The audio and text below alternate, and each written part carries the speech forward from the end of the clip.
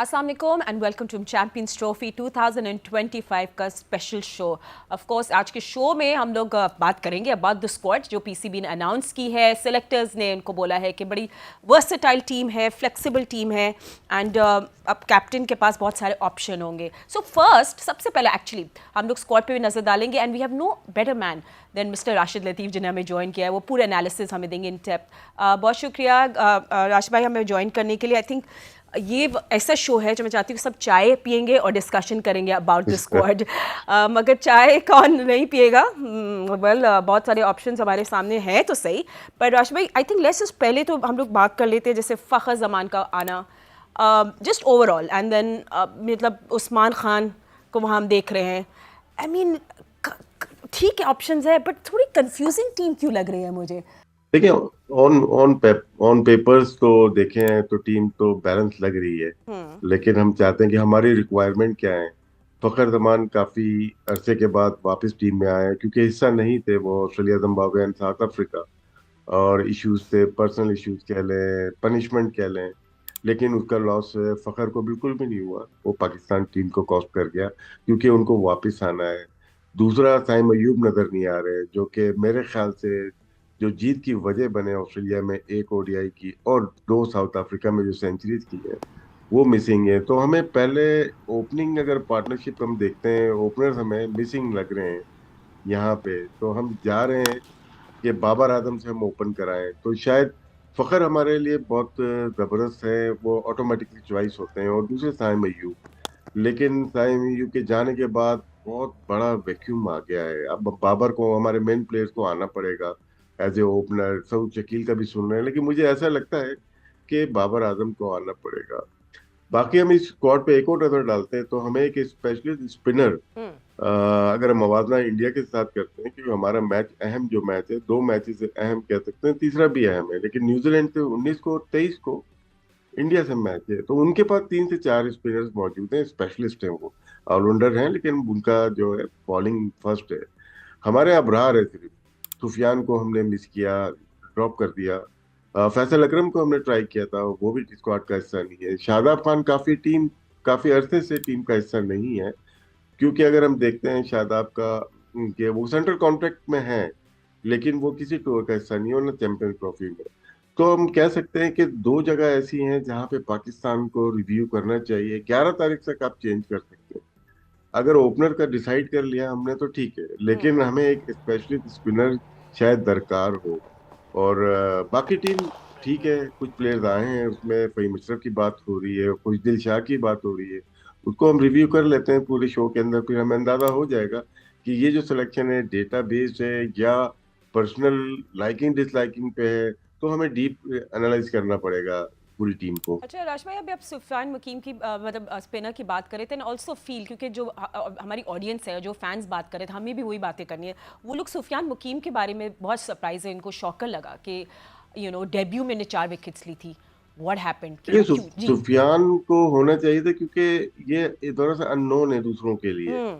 अगर वो खेलते, फर्स्ट टाइम खेल रहे होते न्यूजीलैंड के और इंडियन प्लेयर, अगर ये खेलते तो वो मुश्किल हो जाता। एक अच्छा। ट्राई एंड टेस्टेड प्लेयर को खेलने के लिए ज्यादा मुश्किलात होती नहीं है। अगर सलमान अली आगा बॉलिंग करते हैं पार्ट टाइम, कुछ दिलशाह करते हैं, वो खेल चुके हैं पहले, ट्राई एंड टेस्टेड है।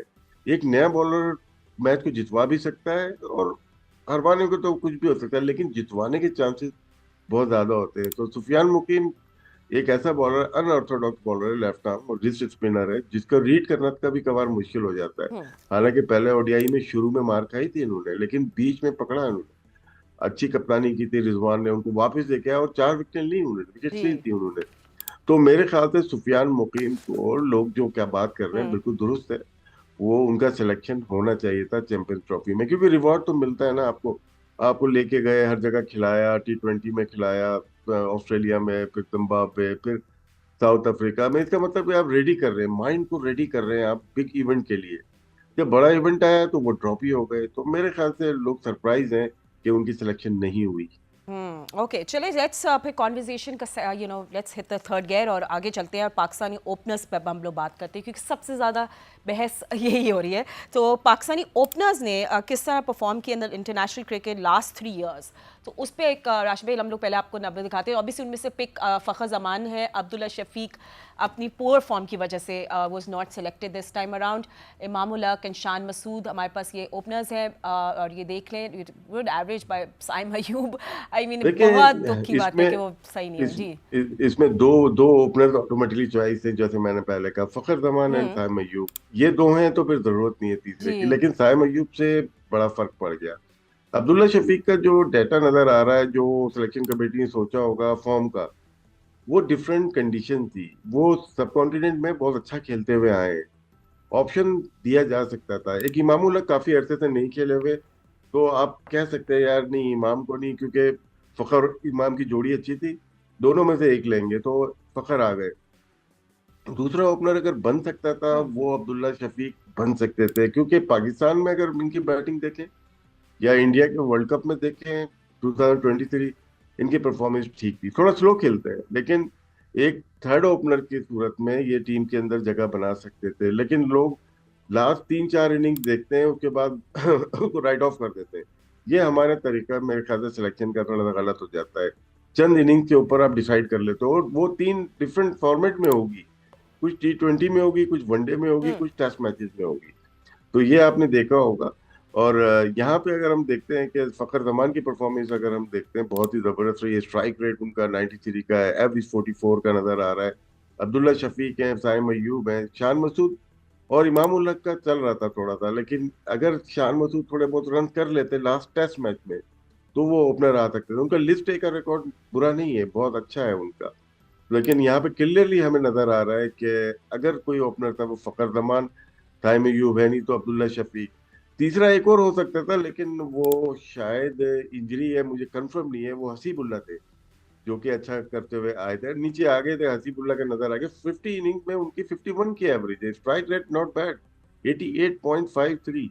अगर हम देखा जाए तो साइम अयूब और फखर जमान के बाद सबसे अच्छी जो स्ट्राइक रेट है वो हसीबुल्ला की है।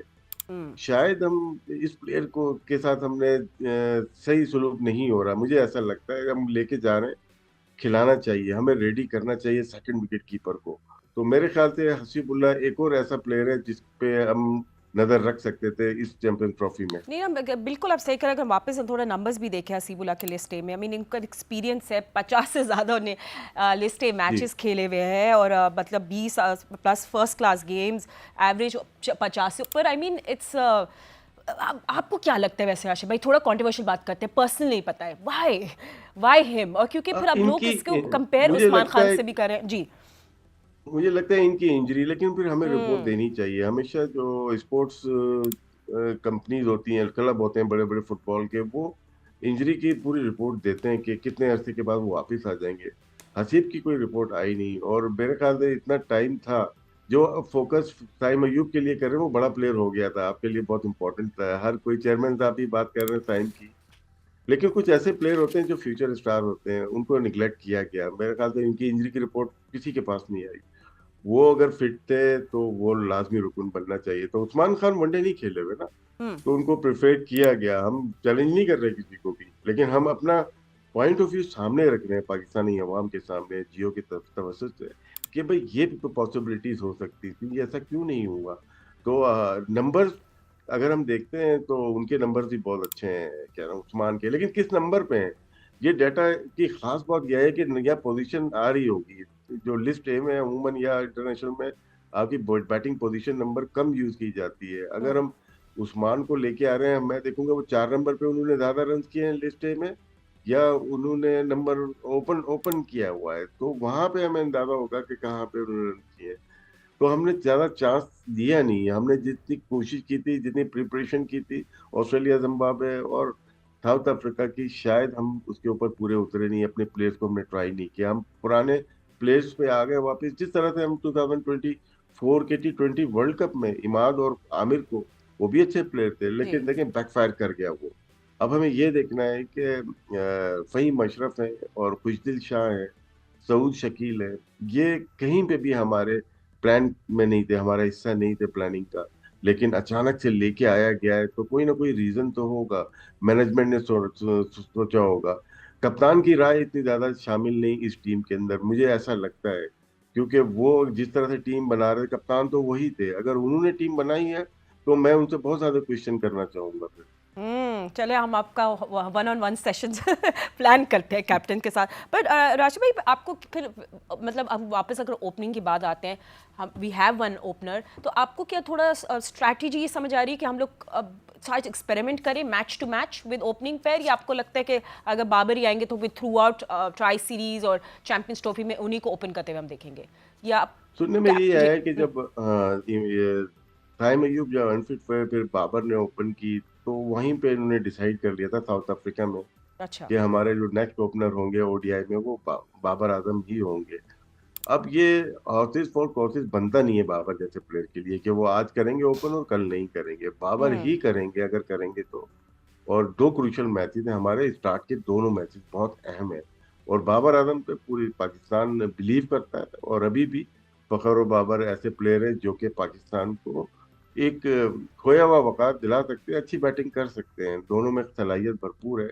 लेकिन फिर हमें ये देखना है नंबर 3 पे हम किसको लेके आएंगे, नंबर 4 पे तो रिजवान खेल ही रहे हैं और उसके बाद हमारा बैटिंग ऑर्डर क्या होगा। लेकिन ऑप्शन हमारे पास शायद हमने जो ओपनर्स नहीं लिए यही था कि हम बाबर आजम से ही हम ओपन करने जा रहे हैं, क्योंकि शायद T20 में वो करते हुए आए हैं। हम्म। अब उनकी पेस का नहीं पता किस पेस से खेलेंगे, पावर प्ले में कैसे खेलेंगे, मिडिल ओवर में कैसे खेलेंगे, और पहुंचते हैं अगर डेथ ओवर तक, लास्ट 10 ओवर तक, उसमें कैसी बैटिंग करेंगे। एब्सोल्युटली। और अब हम लोग थोड़ी सी बात ज़रूर करेंगे about middle order as well.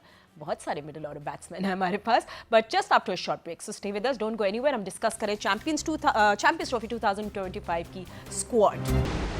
Welcome back. हमने आई थिंक थॉरली डिस्कस कर लिया अबाउट पाकिस्तान की opening pair, but middle order the backbone of the team, इस पे हमने ज़रूर बात करनी है। इंटरेस्टिंग चॉइसेस है राशिद भाई। आई मीन जो कल से हम लोग बात कर रहे हैं स्क्वाड के ऊपर, आई मीन इरफान खान के बारे में बहुत शोर था, इट वाज गुड, अच्छे फील्डर भी हैं, बड़े की अपोनेंट रोल था उनका, एंड उसके साथ फिर फ़हीम अशरफ की इंक्लूजन आना, आई मीन बड़ा अनलाइकली था उनका देखना वापस इंटरनेशनल क्रिकेट में। बट इससे पहले हम पूरा एनालिसिस करेंगे मिडिल ऑर्डर के, तो ये भी मैंने आपसे बात ज़रूर पूछनी थी। तो देखिए फ़हीम अशरफ का अचानक हुआ, क्योंकि एक दिन पहले तक हम समझ रहे थे आमिर जमाल टीम हम्म। में, जो टीम आई थी हमारे पास वो 15 मेंबर्स थी, उसमें फ़हीम अशरफ नहीं थे। शायद आमिर जमाल को कोई इंजरी हो या कुछ ऐसी चीज हो गई हो जिसकी वजह से वो टीम में नहीं है। अगर बैटिंग देखी जाए तो बहुत तगड़ी रही है उनकी बैटिंग।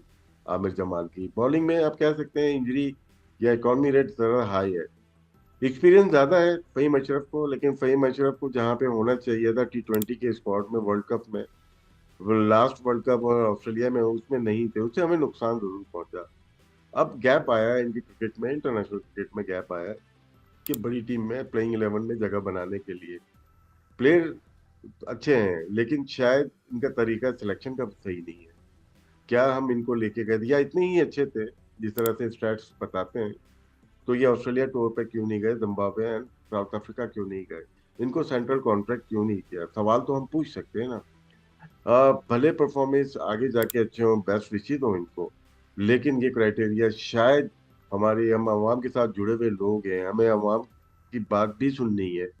क्या यही तरीका है हमारी सिलेक्शन के लास्ट मोमेंट पे हम टीम चेंज कर दें, और जब इतना प्लान किया हुआ है कि हम इस टूर पे ले जाएंगे, शाहीन से खिलाएंगे, वहां पे किसी भी पार्ट में ये पार्ट नहीं रहे, तो ये हम्म। रेस तो क्वेश्चन हो रहा है। और शायद मेरे ख्याल से सही क्वेश्चन रेज हो रहा है कि फ़हीम अशरफ की इंक्लूजन लोगों को समझ में नहीं आई। अगर हम मिडिल ऑर्डर देखते हैं, बैटर जी। देखते हैं, ये टॉप ऑर्डर में बाबर आजम तो ऊपर चले गए, अगर तो हमारे पास रिजवान नंबर 4 पे आ गए, कामरान गुलाम नंबर 3 पे आते हुए नजर आ रहे हैं। अब उनका उनका तजर्बा बहुत ज्यादा नहीं है, टेस्ट क्रिकेट में भी आए जज्बाती, बहुत अच्छी बैटिंग की उन्होंने स्पिनर्स पे, 100 किए फिर 50 किए, उसके बाद से वो रंग नजर नहीं आया जिसके लिए मशहूर है स्पिनर्स पे खेलने के लिए। कामरान गुलाम को भी हम देखते हैं तो 106 की स्ट्राइक रेट अच्छी है इनकी, तीसरे नंबर पे जाके 100 भी किया जिम्बाब्वे में इन्होंने। सलमान अली अगर 6 नंबर पे अगर चले जाते हैं तो ज्यादा बेहतर होगा, क्योंकि 5वें नंबर पे आएंगे अपने सऊद शकील को मैं देख रहा हूँ वहां पे आते हुए। सऊद शकील की भी परफॉर्मेंस अच्छी है वनडे के लिए, क्योंकि वो स्ट्राइक को रोटेट करते हैं, 90 प्लस अगर स्ट्राइक रेट है, स्ट्राइक को रोटेट करते हैं, सिंगल डबल लेते हैं, ज्यादा रेशियो ज्यादा है उनका, बीच में किसी वक्त भी वो अच्छी स्वीप खेल के बाउंड्री लगा सकते हैं। तो बैटिंग तो बनती हुई है, हम जो हमें फिल इन द ब्लैंक है हम उसको फिल करते हुए जा रहे हैं कि हमारी बैटिंग ये पॉसिबिलिटीज हो सकती हैं।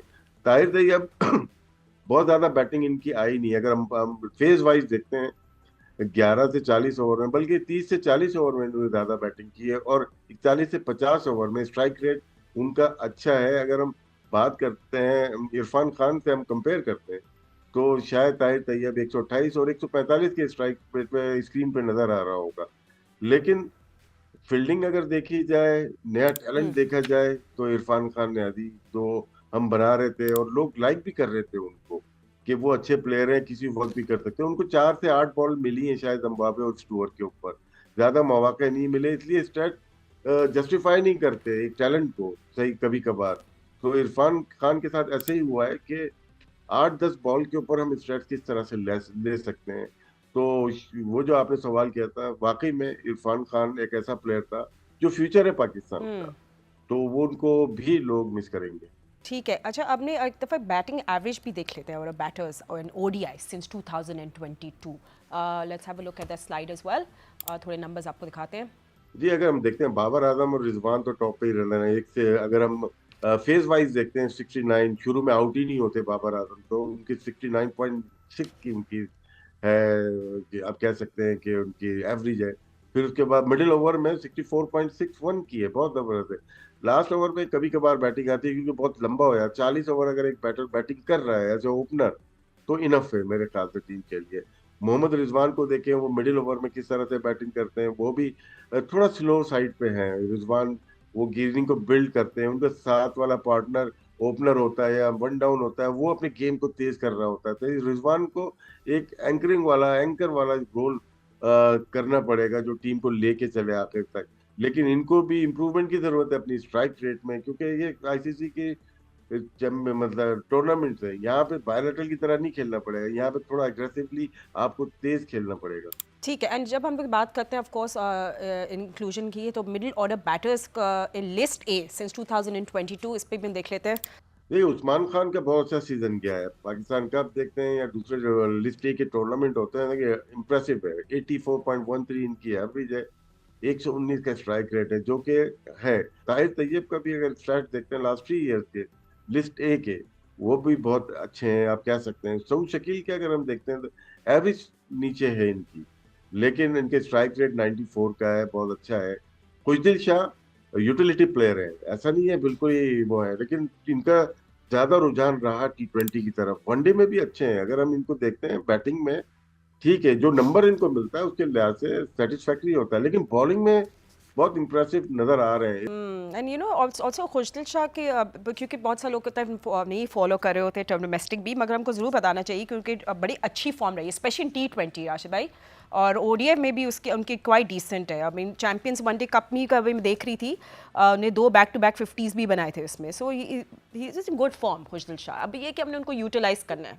देखो, खुशदिल शाह को जो ड्रॉप किया था ना, मेरे ख्याल से वेस्ट इंडीज जब आई थी 2022 या 2022 में थी, मुल्तान में 3 ओडीआई थे, वहां 2 मैचेस में जिताने का, छोटी इनिंग्स नहीं लेकिन जितवा दिया था उन्होंने। उसके बाद बोर्ड चेंज होता है, याद होगा आपको। बोर्ड चेंज होता है तो सिलेक्शन कमेटी चेंज होती है, सिलेक्शन कमेटी चेंज होती है तो बहुत सारे प्लेयर चेंज हो जाते हैं।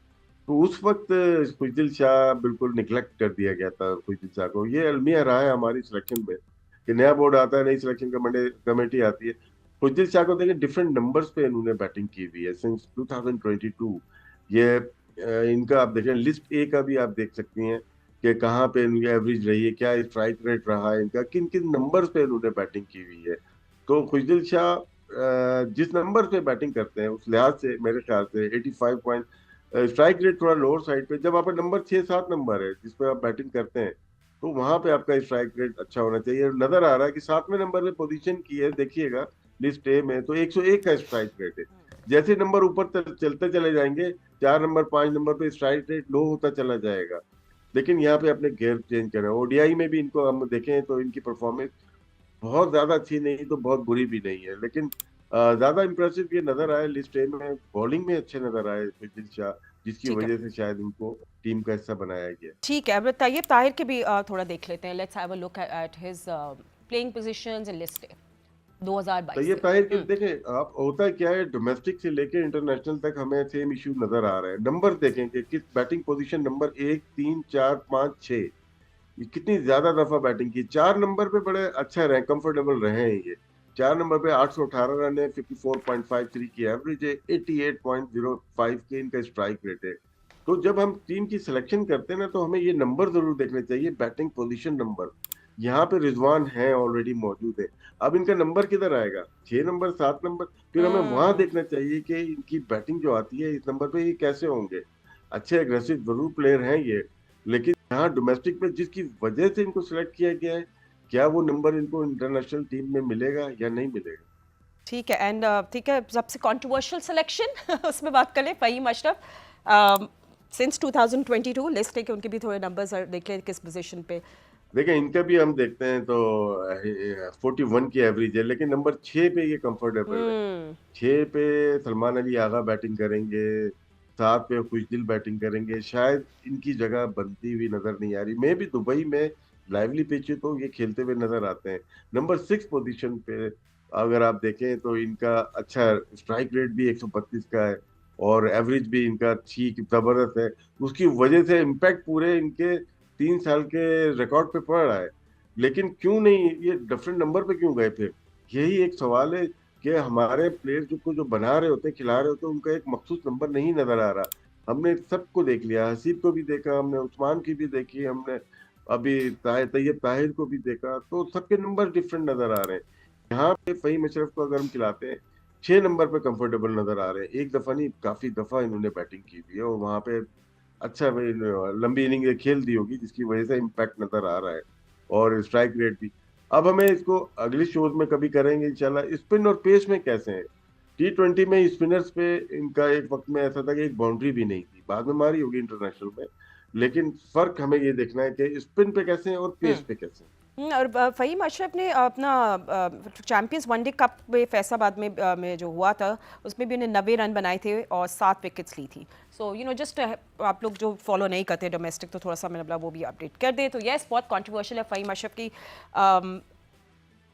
इंक्लूजन अगेन राशिद भाई। बट आप अपना मिडिल ऑर्डर वैसे, जस्ट टू कंक्लूड, आप क्या नंबर्स देख रहे हैं सबको? आई मीन ओपनर्स के बाद where do you see the numbers? So I think वो उससे देखिए कंक्लूड कर लेते हैं जी। दुबई का नहीं कह सकते, कराची में अगर देखते हैं तो शायद फखर जमान और बाबर आजम वो ओपन तो करते ओपनिंग। हुए नजर आते हैं। नंबर 3 पे कामरान गुलाम, नंबर 4 पे मोहम्मद रिजवान। मोहम्मद रिजवान नंबर 4 पे बहुत कंफर्टेबल है, बहुत अच्छा उनका रिकॉर्ड है, अच्छा खेलते हुए आए हैं। नंबर 5 पे सऊद शकील, नंबर क्यों लेफ्ट हैंडर भी चाहिए आपको बीच में। फिर नंबर 5 पे सऊद शकील हो गए, नंबर 6 पे सलमान अली आगा, फिर एक लेफ्ट हैंडर खुशदिल शाह को आ सकते हैं, खुशदिल आ सकते हैं। फहीम अशरफ को मे भी, नसीम शाह की इंजरी अगर नहीं तो ये भी खेलते हुए नजर आ सकते हैं बैटिंग बढ़ाने के लिए। एक और लेफ्ट हैंडर हमारा बीच में आ सकता है। तो ऑप्शन पाकिस्तान ने अपना खोल दिया है, बिल्कुल ना, कि ऑप्शन खोल दिए पाकिस्तान के, चले। हमारे पास ये ऑप्शन भी है। अगर नसीम शाह अनफिट है तो हम इनको खिला सकते हैं। हसनैन एक्सपेंसिव ज्यादा है, रन ज्यादा देते, कंसीड करते हैं, तो फहीम अशरफ को ये देख सकते हैं कि हम अपने पार्ट टाइमर से ज्यादा जा सकते हैं, कि हम सलमान अली आगा से बॉलिंग करवा सकते हैं, खुशदिल शाह से और फहीम अशरफ से। ऑप्शन पाकिस्तान ने ओपन रखे। थोड़ा सा फ़हीम अशरफ की बॉलिंग का आई डोंट आई, खैर एनीवे देखते हैं कि हमारे कैप्टन कैसे यूटिलाइज करते हैं। Let's not talk about that right now. मगर यस, पाकिस्तान की बॉलिंग पे हमने बात करनी है, हैवी यू नो पाकिस्तान के पेसर्स पे अगर बात करें, सो पेस हैवी हमारी लग रही है team, and only one spinner. And there is the reason why India has 3-4 spinners and we don't. बहुत सारे लोगों ने क्रिटिसाइज भी किया, तो इस पर हम लोग बात करेंगे, but just after short break. Stay with us. Welcome back after the break. I think now जो हमारी डायरेक्शन जो कॉन्वर्जेशन की, राशिद भाई, should go towards the bowlers. और पहले हम लोग देखते हैं कि भाई हमारे पास जो पेस हैवी हमारी स्क्वाड लग रही है, just one special spinner. I think सबसे ज़्यादा बहस राशिद भाई यही हो रही है, with the conditions and everything, why the mystery spinner just one? जी, इसमें दो स्पिनर लाजमी इस वजह से हो जाते हैं कि अगर आप देखते हैं तो अबरार को जब हमने दोबारा से इंट्रोड्यूस किया, तो न्यू बॉल से हमने बॉलिंग कराई जिम्बाब्वे में और फिर साउथ अफ्रीका में भी। तो उन्होंने पावर प्ले में बॉलिंग की है, 4 ओवर 5 ओवर उन्होंने किए हैं और बहुत इफेक्टिव रहे, दो दो विकेट उन्होंने की निकाली हैं। तो उससे फर्क जरूर पड़ा।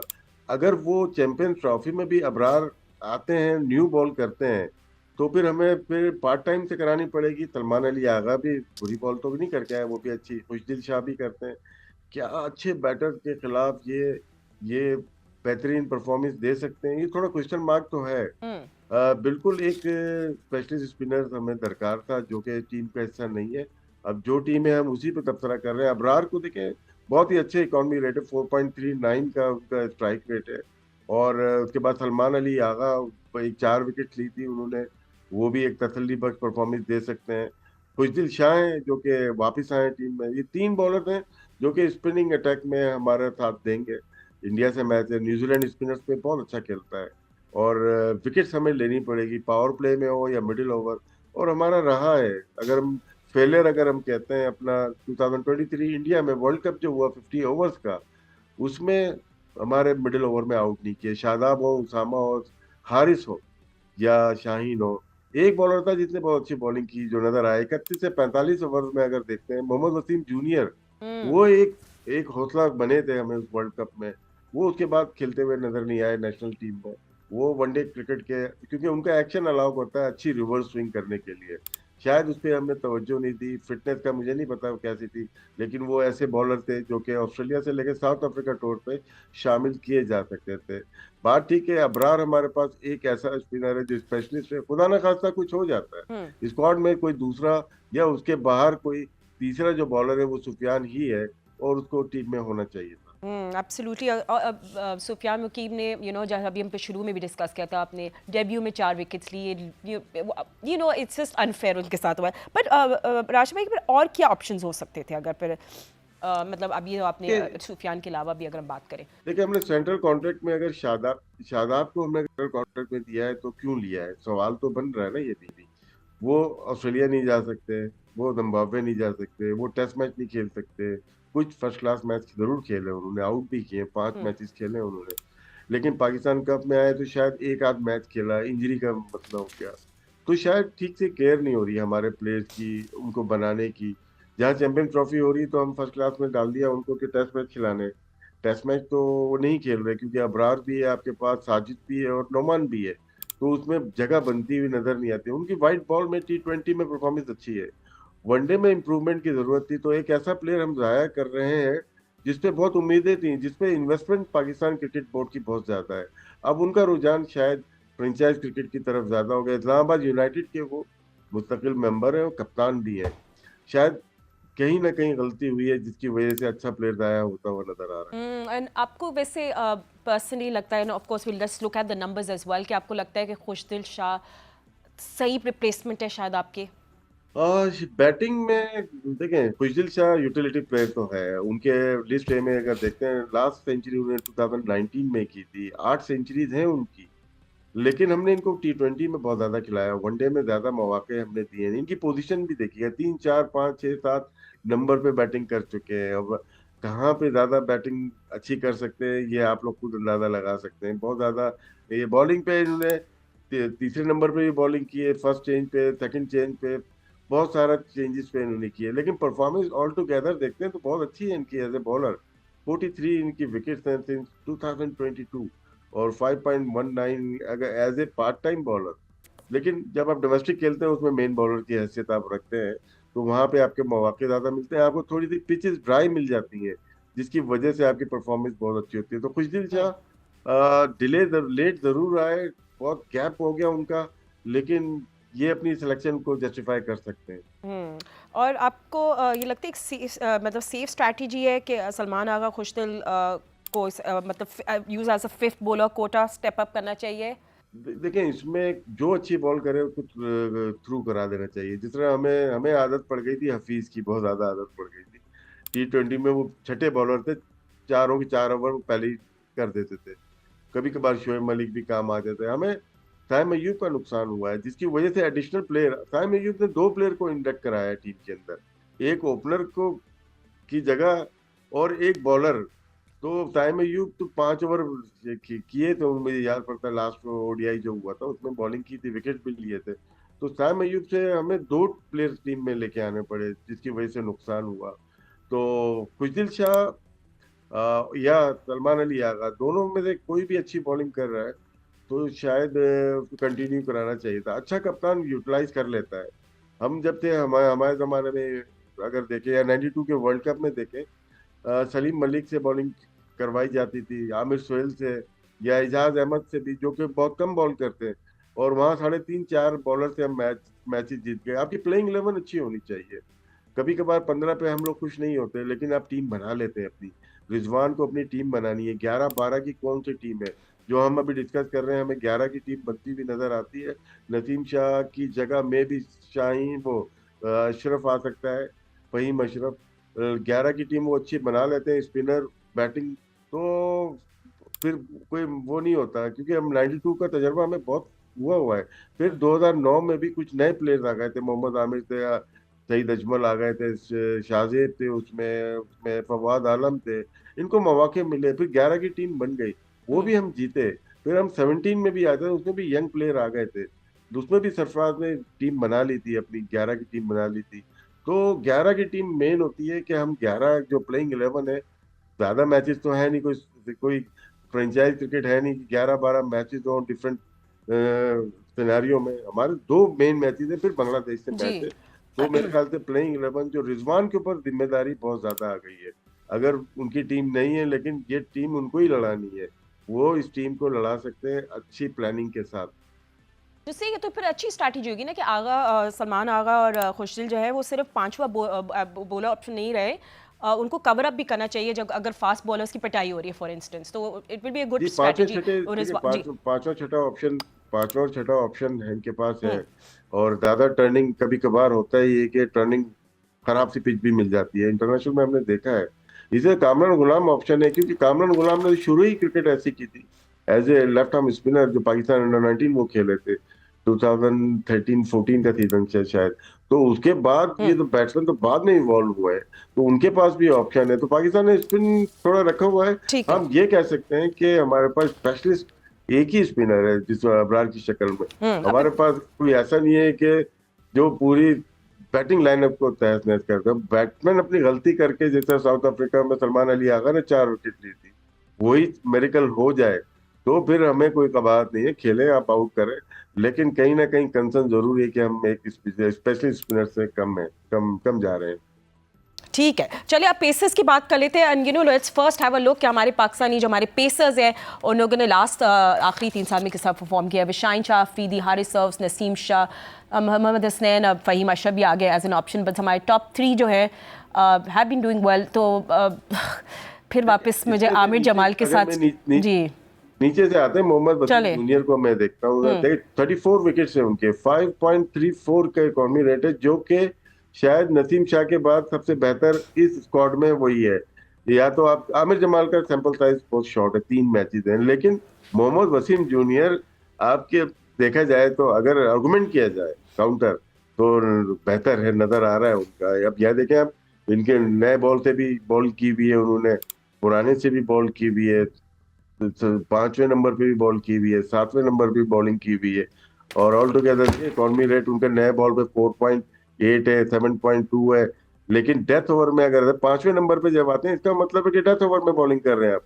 तो इन सारे बॉलर में अगर कोई बॉलर नजर आया था लास्ट 2 इयर्स में जो अच्छी रिवर्स स्विंग कर सकता था, वो जूनियर वसीम, मोहम्मद वसीम ही थे। तो वो नजर आ रहा है। ओडीआई में भी अगर देखते हैं 5.53, जहाँ पे आपका वर्ल्ड कप इंक्लूड है इसके अंदर, वर्ल्ड कप में शामिल करके भी आपका अगर अंडर 6 का आपका इकॉनमी रेट है, तो वो बहुत अच्छा समझा जाता है आजकल की क्रिकेट में। क्योंकि जहाँ 325 350 रन हो रहे हैं, उसमें एक प्लेयर आपको बचा के लेके जा रहा है। तो मेरे ख्याल, मुझे समझ में नहीं आ रहा, काफी अरसे से वो टीम का हिस्सा नहीं है। अब कोई रिपोर्ट भी नहीं आई क्या इंजरी क्या है, क्या किस वजूहत की वजह से या तो इनके पास पूरा पैनल पूरा अपने पास मौजूद है, फास्ट बॉलर का, हसनैन को लेके, फहीम अशरफ को लेके 5 पेसर्स बन जाते हैं। शायद यही वजह बनी हो कि मोहम्मद वसीम जूनियर पे नजर नहीं चली। एब्सोल्युटली। बल्कि उनके अभी मैंने शादी की तस्वीरें देखी, बड़े फिट एंड हेल्दी और बड़े अच्छे लग रहे थे उनको, जी, बहुत कल ही बहुत शादी हुई हाँ, है, तो वो तो दामाद बिल्कुल चले, may be that we wish them all the best, और हम ज़रूर उनको देखना चाहेंगे वापस बिल्कुल। इंटरनेशनल क्रिकेट में। एंड फहीम अशरफ एंड आमिर जमाल को अगर हम कंपेयर करते हैं, एंड मुझे समझ नहीं आती आशिफ भाई, आमिर जमाल की बहुत ज़बरदस्त एनर्जी भी है which we really like, is a good bowler, he is in hot form, why not him over Faheem Ashraf? तो नंबर्स आपको सामने दिखाते हैं जी। एटीट्यूड बहुत काउंट करता है क्रिकेट में। देखिए हम भी जज्बाती हैं, लेकिन हम शोज में जज्बाती होते हैं ना, गेम में नहीं। गेम में अपना कंट्रोल अपने हाथ में होना चाहिए। हमने अक्सर देखा है उनको विकेट लेने के बाद या छक्के मारने के बाद मैच टीम हार रही हो बड़ा थोड़ा थोड़ा कंट्रोल से बाहर हो जाते हैं। वो पेशेंस, वो कंट्रोल रखना है प्लेयर को, वो शायद वो मिस कर रहे हैं जिसकी वजह से उनकी परफॉर्मेंस अफेक्ट हो रही है। ऑस्ट्रेलिया में कमाल बैटिंग की, उन्होंने बहुत ही उम्दा बॉलिंग की, 18 विकेट्स लिए तो उन्होंने रन भी बनाया और लग रहा था कि वो प्लेयर, उसके बाद इंजरी, मुझे ऐसा लगा कि इंजरी इतनी अच्छी मतलब के साथ नहीं दिया उनको।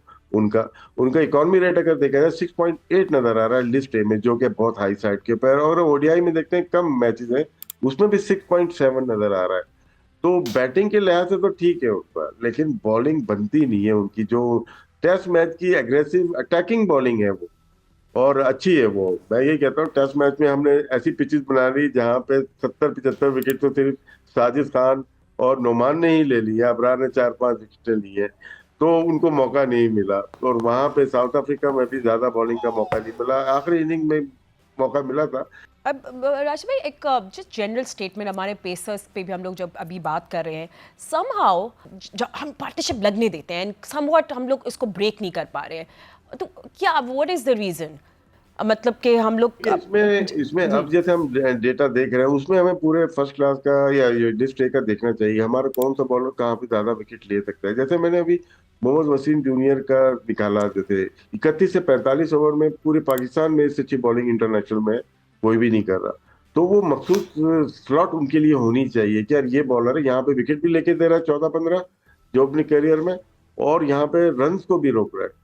तो हम, कप्तान खुद ही से किसी को ले आता है कि हमने अगर 11-12 ओवर तक हमने नसीम शाह से बॉलिंग करवा रही, उसके बाद 21वें ओवर में दोबारा लेके आ जाते हैं, शायद वो टाइम हम पूरा नहीं देते।